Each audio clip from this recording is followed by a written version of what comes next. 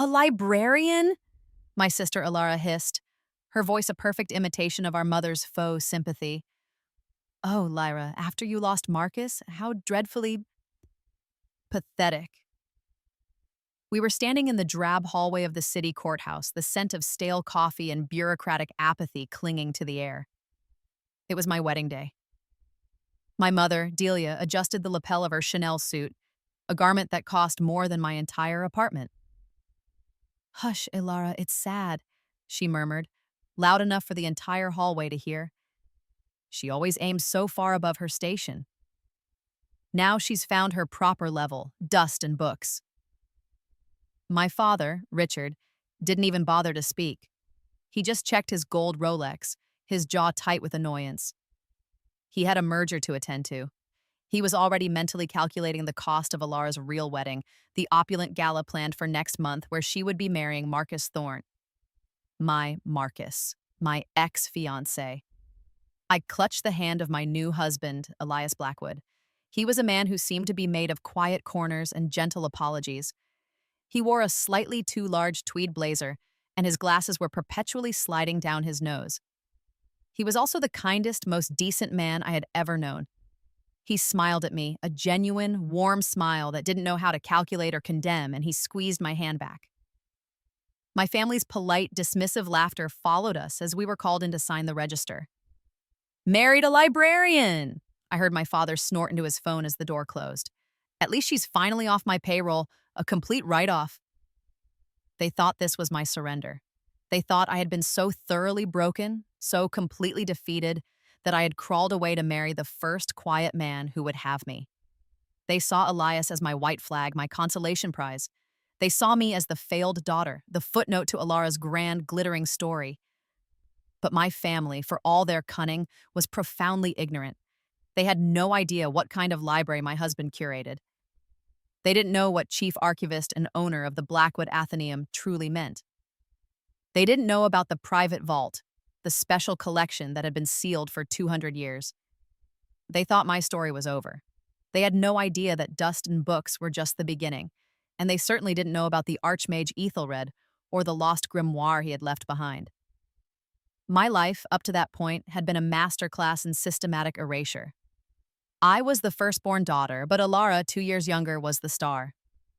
Where I was quiet, academic, and introspective, Alara was a supernova of calculated charm and ruthless ambition. And our mother, Delia, was her fawning, obsessive stage manager. It was Alara who got the ballet lessons, the art tutors, the couture dresses. I got hand-me-downs and the expectation of invisibility.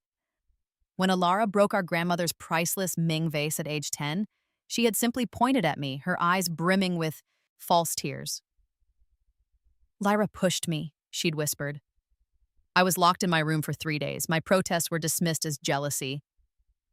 When I won the statewide history prize at 17, a scholarship to any university I chose, my parents didn't attend the ceremony. They were front row at Alara's piano recital, where she fumbled her way through a simple sonata. "Your sister needs our support, Lara," my father had explained, not looking up from his paper. "These things come so easily to you. You don't need the validation." But the validation was the point. I craved a single glance of approval, a single "well done" that wasn't an afterthought. I poured all my energy into my studies. Specializing in ancient languages and art history, I was good. I was brilliant. But my brilliance was inconvenient. It wasn't profitable. "Leave the dusty books to the nerds, Lyra," my father would sigh. "Ilara is the face of this family. She's the one who will secure our future." Their neglect was a constant, dull ache. But the true, sharp betrayal began with 2 things, my inheritance and Marcus Thorne. My maternal grandmother, a stern woman who had despised my mother's social climbing, saw me. She saw the quiet girl reading in the corner while the rest of the family preened. When she died, she left her entire fortune, a substantial trust fund, directly and solely to me. It was locked until my 25th birthday, or my marriage, whichever came first. My parents were livid. The money was supposed to be theirs, to fund Alara's lifestyle. Suddenly, I became a commodity. A year later, I met Marcus. He was the heir to the Thorne financial empire. Our engagement wasn't just a match, it was a merger. For the first time in my life, my father was proud. He paraded me around at clubs and dinners. My brilliant daughter, Lyra, he'd boom. Brains and beauty. I was naive. I was so starved for affection that I mistook his transactional pride for love. I fell for Marcus, or at least the idea of him. He was handsome, ambitious, and for a while he seemed to genuinely admire my intellect. Mother and Alara were furious.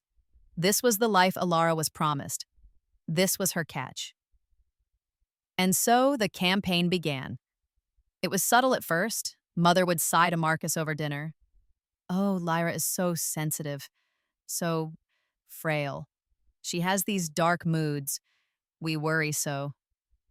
Alara, meanwhile, became his confidant. She would comfort him after my mother's insinuations, her hand lingering on his arm. Lyra doesn't mean to be cold, Marcus. She's just wrapped up in her own world. She doesn't understand real-world pressures like you and I do. Then came the art. My passion project was a series of intricate designs blending medieval illumination with modern aesthetics. I kept them in a leather-bound sketchbook. Alara borrowed it. A week later, she was showing Marcus her new designs, sketches that were blatant, simplified copies of my own. Alara is a true artist, don't you think? My mother cooed as Marcus's firm agreed to sponsor her first gallery show. The final blow was swift. Marcus grew distant. He started calling me cold, uninspired, too academic. He broke off our engagement in a curt 5-minute phone call. My family needs someone warmer, he'd said. Someone more like Alara. A month later, they were engaged. I was devastated, but the true horror was yet to come. I was 24, just months shy of my 25th birthday and my inheritance. My father called me into his study. Lyra, he said, his voice cold, all paternal warmth gone. You've become a liability. Your moping is an embarrassment. You humiliated this family by losing Marcus. You're cut off. They kicked me out of the house. I was left with a few $100s in my checking account. I later discovered the full truth. My father had me sign a stack of college financial aid papers when I was 18. Buried in the fine print was a durable power of attorney. He had used it to invest my entire trust fund into one of his failing real estate ventures, a shell company that was now being used as Alara's dowry to seal the deal with the Thorns. It was all gone. Every penny. Stolen. I spiraled. I got a tiny, damp apartment and a job as a barista. I was the ghost of a person, hollowed out by betrayal. And then Elias came in. He ordered the same thing every day. Earl Grey tea, 2 sugars. He was the chief archivist at the Blackwood Athenaeum, the city's oldest, strangest, and most beautiful private library. He was quiet, but he saw me. He'd sit at the counter and ask me questions, not about society or parties, but about me. He noticed me reading a copy of Ovid. You read Latin? He'd asked, his eyes wide with genuine interest. We talked for hours, about history, about forgotten texts, about the feeling of holding a book that was 500 years old. He was the first person who had ever looked at my mind and seen it as a treasure, not an eccentricity. The Athenaeum, he explained, was his family's legacy. The last Blackwood, an eccentric recluse, had built it 2 centuries ago and endowed it with a fortune, on the condition that his descendants served as its curators. Elias was the last of the line. He was shy, brilliant, and utterly good. He didn't just listen to me, he heard me. When I finally tearfully told him my story, he didn't pity me. He was angry for me. He proposed to me 6 months later over a shared copy of a 14th century manuscript. I know you've seen the very worst in people, Lyra, he'd said, his hands trembling slightly as he held out a simple, antique ring. I would like very much to spend my life being the best for you. I said yes, which brought us to the courthouse and my family's laughter. They thought I was marrying a nerdy, underpaid bookkeeper. They had no idea Elias owned the Athenaeum. They had no idea its endowment was vast, far exceeding my father's leverage to the Hilt Empire. And they had no idea about the vault. After our quiet wedding, I moved into Elias's large, comfortable apartment above the Athenaeum. He was right. He was the best for me. For the first time in my life, I felt safe. I felt seen. There's one part of the library I've never been able to catalog, he told me a week after our wedding, leading me down a spiral staircase into the sub-basement. The founder's private vault. It's been sealed by the terms of his will until the last Blackwood found his key. I think. I think the key wasn't a what. I think it was a who. The vault was not a room, it was a cavern. And it wasn't just books. It was filled with artifacts, strange devices, and texts bound in materials I didn't recognize. Elias, the scholar, was in heaven. I, the historian, was in awe. I was drawn to a pedestal in the center of the room. On it sat a single, massive book. It wasn't bound in leather, but in something that looked like petrified wood, shot through with veins of obsidian. It was cold to the touch. My ancestor was an occultist, Elias murmured. Or so the stories go, probably just a pre-Enlightenment eccentric. I opened the book. The pages were vellum, the script written in an ink that shimmered. Elias peered over my shoulder. Fascinating. It's not any known dialect. Looks like a cipher. But to me, it wasn't a cipher. I could read it. The words flowed into my mind as if I had known them my whole life. My grandmother, the witchy one, had passed on more than just her defiance. She had passed on a bloodline. This was not a collection of an eccentric. This was the personal library of Ethelred the Silent, the last great Archmage of the West. And this was his grimoire. A shiver went down my spine, a feeling not of cold but of immense, terrifying power. It was a book of magic. Not storybook magic, but magic of essence. Spells of truth, glamours of light and shadow, and runes of binding. Elias saw the look on my face. Lyra? What is it? I touched the first character. It's a primer, I whispered. It says, "The world is a story. Learn to be the author." I spent the next 2 months in that vault, I learned. The magic was in my blood, but the grimoire was the grammar. I started small. I mended a teacup Elias dropped, the porcelain shards knitting themselves back together. I made the dormant roses in our small garden bloom in the middle of a snowstorm. I wove a small glamour, looking in the mirror and willing my appearance to change. My hair, a mousy brown, brightened to a vibrant, electric silver, my true hidden color, the book called it. My eyes, normally a dull hazel, sharpened to a clear, piercing green. I no longer looked like a downtrodden victim. I looked like a queen. Elias was astounded. He wasn't scared. He was a scholar first. He was fascinated. This is the hidden history of the world, he breathed, poring over the text with me. He became my partner in this, my guardian. He researched the theory, I practiced the application. We were a team. The power settled in me, filling the spaces that grief and betrayal had hollowed out. I was no longer weak. I was no longer a victim. I was waiting. And then the invitation arrived. It was thick, cream-colored cardstock embossed with the Vale and Thorn family crests. Mr. and Mrs. Richard Vale request the pleasure of your company at the engagement gala of their daughter, Alara Vale, to Mr. Marcus Thorn. It was being held at the Grand Imperial Hotel, the most exclusive venue in the city. The entire social, financial, and political elite would be there. Tucked inside was a handwritten note from my mother. Lyra, darling, we do hope you'll come. We've reserved a small table for you and your husband. Do try to find something appropriate to wear. I know funds must be tight, but you must try not to embarrass Alara on her big night. P.S. Alara will be showcasing her new art designs, the ones Marcus is funding. You'll be so proud of her. She's a true prodigy. The condescension. The gall. Her designs. They weren't just content to steal my life. They were going to celebrate the theft in front of the entire world. I held the invitation in my hand, and for the first time I felt the magic in me snarl. It was cold, righteous fury. Elias, I said, my voice dangerously calm, I need a new dress, and I need you to find me the original incorporation papers for my father's first company. What are you planning, Lara? He asked, his eyes serious. They're throwing a party to celebrate a lie, I said, the invitation crinkling in my fist. I'm going to show them the truth. The plan formed piece by piece, drawn from the chapters of the grimoire. First, the revenge on Alara, my prodigy sister. Vanity was her weakness. I spent a week crafting a pendant, a flawless, glittering sapphire that seemed to hold a galaxy in its depths. It was beautiful. It was also a curse. I based it on the rune of resonating veracity. It was a truth amulet, not a crude spell to force honesty, but a subtle binding. It would make it physically unbearable for the wearer to tell a lie or to maintain a fraudulent claim. The bigger the lie, the greater the pain. I mailed it to her anonymously with a note. For the new star of the art world, you deserve this. I knew she wouldn't be able to resist wearing it. Second, my father. His crime was theft. His god was money. The Grimoire had a chapter on sympathetic binding, tying a person's fortune to a physical object.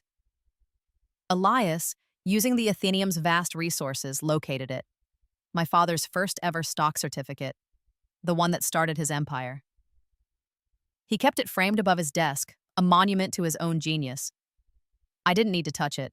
I just needed a piece of it. Elias, using a contact, managed to get a microscopic fiber from the frame's velvet backing. I took that fiber, and I took the original stolen contract for my trust fund. I bound them together. I tied my father's luck and his entire financial empire to the truth of my stolen inheritance. The moment that truth was exposed, the binding would shatter, and the house of cards he'd built on my money would collapse. Third, my mother. Her sin was manipulation. Her punishment would be exposure.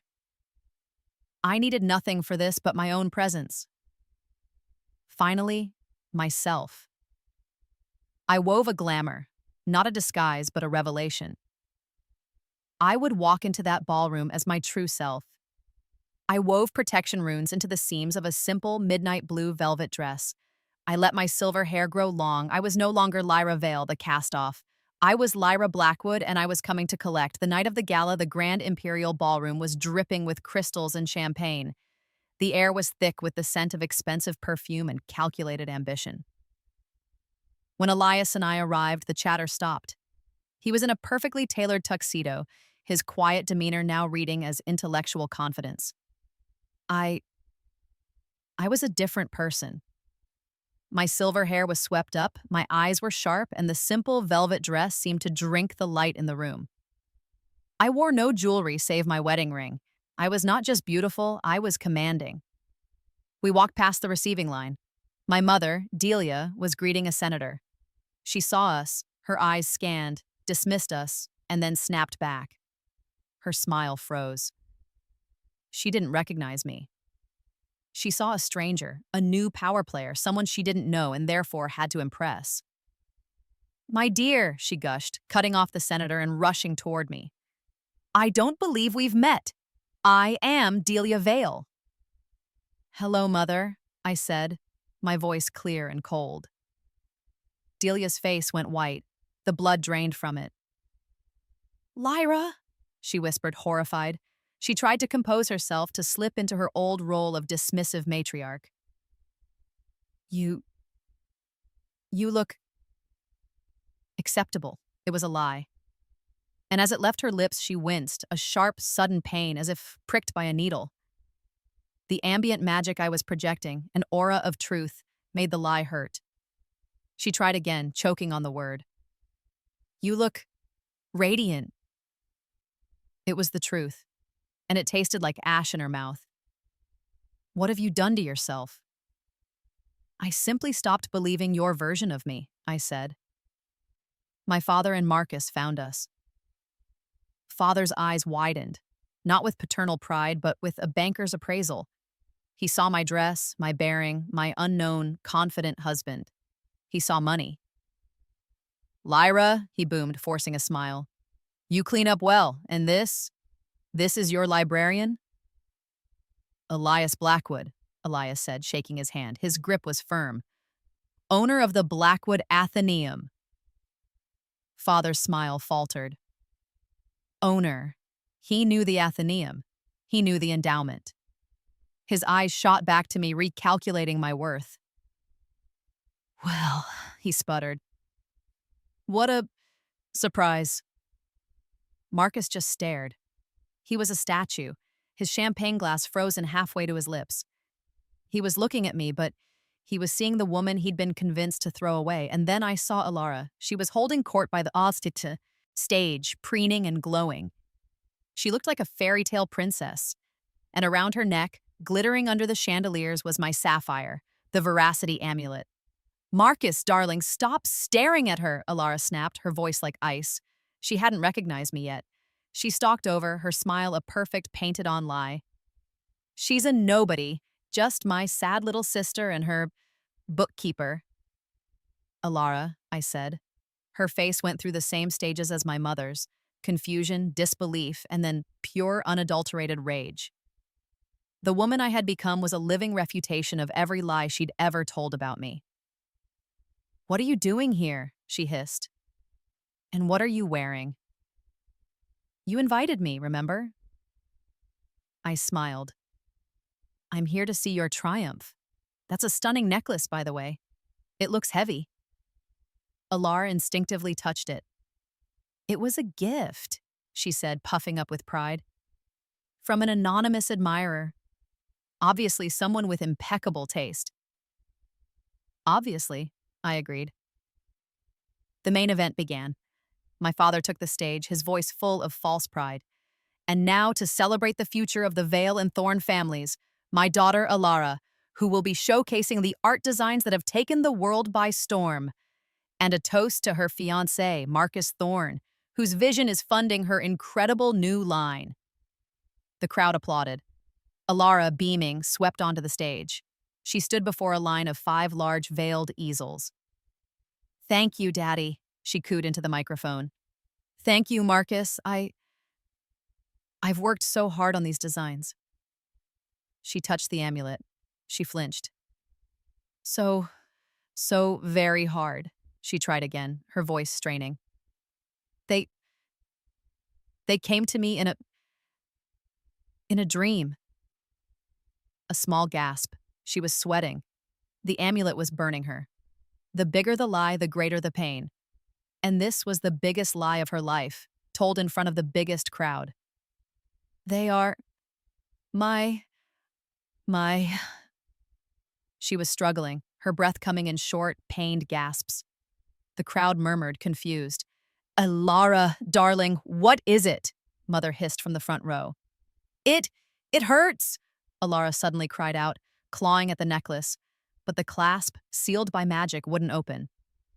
These designs," she choked out, tears of pain and panic streaming down her face. They aren't mine." The ballroom went dead silent. "What did she say?" someone whispered. "They're stolen," Alara shrieked, the truth ripping out of her. She was sobbing, hysterical, a puppet whose strings had been cut. I stole them from Lyra. I stole her sketchbooks. I told Marcus they were mine. I told him Lyra was boring and had no talent. I'm a fraud! She collapsed, a heap of ruined silk and desperate sobs. My father and mother were frozen in horror. Marcus looked like he'd been shot. Alara, in her agony, tore the veils from the easels. There they were. My designs. Beautiful but static. Lifeless copies. I stepped forward into the stunned silence. I walked calmly to the stage, Elias at my side. She's right, I said, my voice amplified by a small touch of magic filling the room. They are mine. But you never did quite capture the life in them, sister. I raised my hand. I spoke a word from the grimoire, a word of animation. On the easels, the paintings moved. The ink-drawn birds lifted from the canvases, their wings beating silently. They soared over the heads of the gasping crowd. The watercolor flowers bloomed, releasing a wave of tangible, intoxicating jasmine scent. The charcoal portraits of mythical heroes turned, their drawn eyes scanning the audience with regal disapproval. It was not a trick. It was not a projection. It was magic. As the last bird took flight, the sympathetic binding I had created shattered. The truth was out.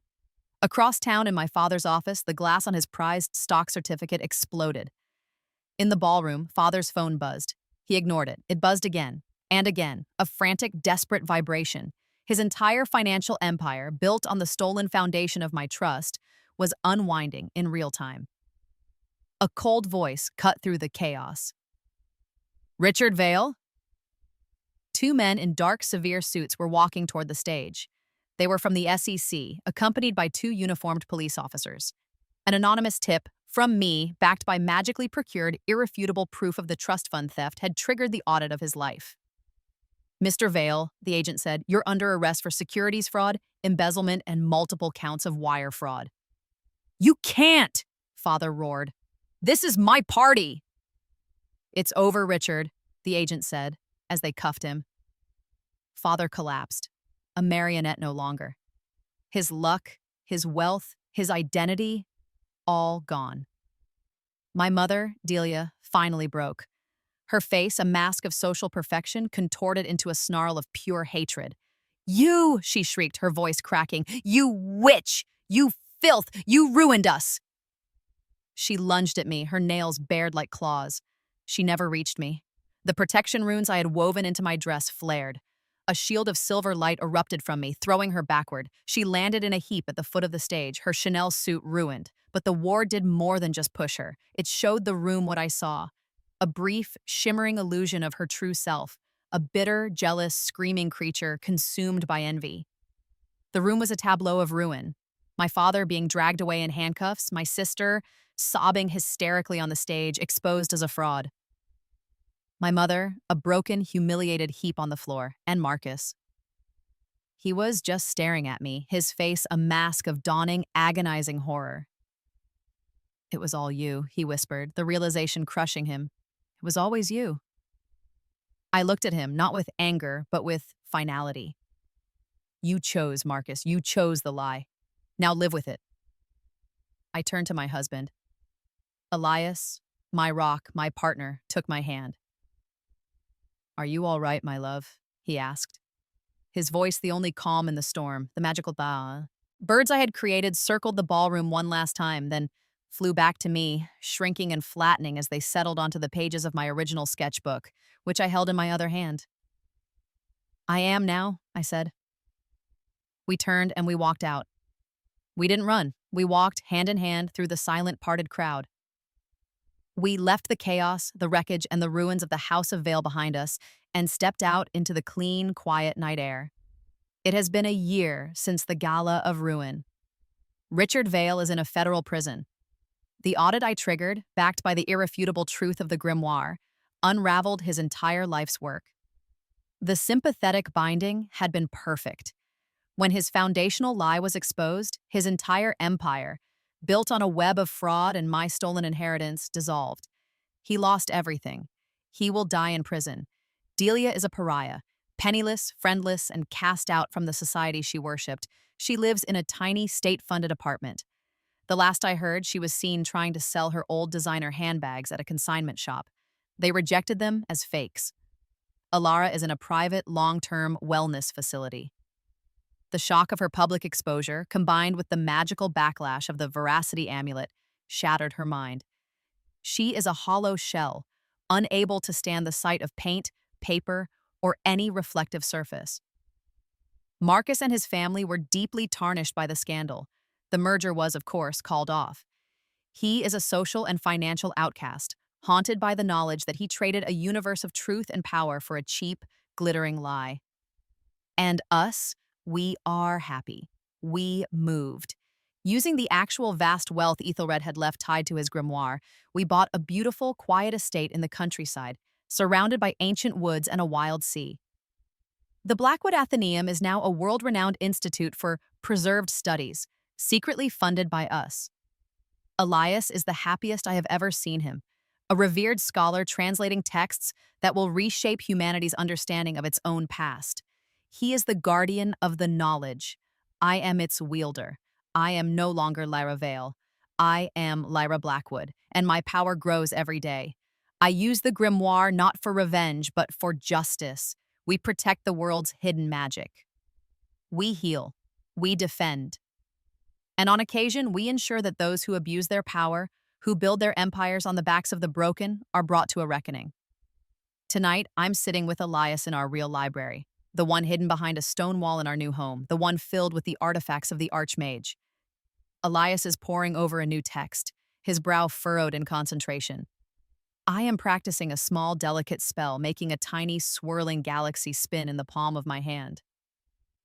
They still talk about you in the city, you know, Elias says, not looking up from his book. The Witch of the Imperial. They say you vanished into thin air. I smile, closing my hand around the miniature nebula. Let them talk. They laughed at me for marrying a librarian. They thought a man of books was poor and quiet and weak. I look across the table at my husband, the kindest, smartest, and most powerful man I have ever known, the man who guards worlds. They just didn't realize what kind of books he kept, and they never, ever bothered to read the fine print.